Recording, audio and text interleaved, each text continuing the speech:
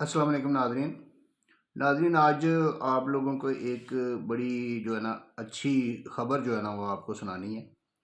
अदालती निज़ाम में एक नया नोटिफ़िकेशन जारी किया गया है कि अब जो कोई भी दावा दायर किया जाएगा या किसी किस्म की एप्लीकेशन मूव की जाएगी, अगर कोई ज़मानत दायर की जाएगी या कोई अपील दायर की जाएगी, session court, district and session court और सिविल कोर्ट्स में और मजिस्ट्रेट्स के पास, जो भी कोई अगर कार्रवाई किसी किस्म की कोई पिटीशन, कोई दरख्वास्त, कोई दावा कोई दायर किया जाएगा, तो उसके लिए जो प्लेंटिफ है यानी कि जो मुद्दई होगा, जो दावा दायर करने वाला होगा, उसका बायोमेट्रिक लाजमी करार दे दिया गया है।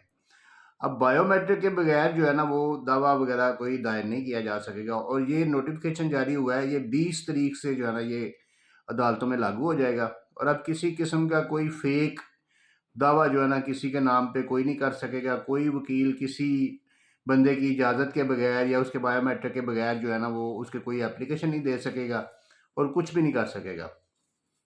और ये जो है ना ये सिस्टम बहुत अच्छा जो है ना कर दिया गया है।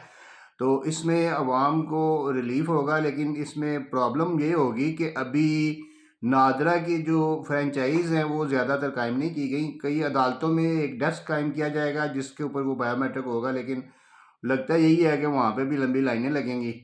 इसके अलावा इसमें एक जो तकलीफ़देह चीज़ है वो ये है कि इसकी फ़ीस भी मुकर्रर की गई है, जो भले थोड़ी है लेकिन ये है कि वो फ़ीस लाज़मी अदा करनी पड़ेगी जो बायोमेट्रिक करवाएगा।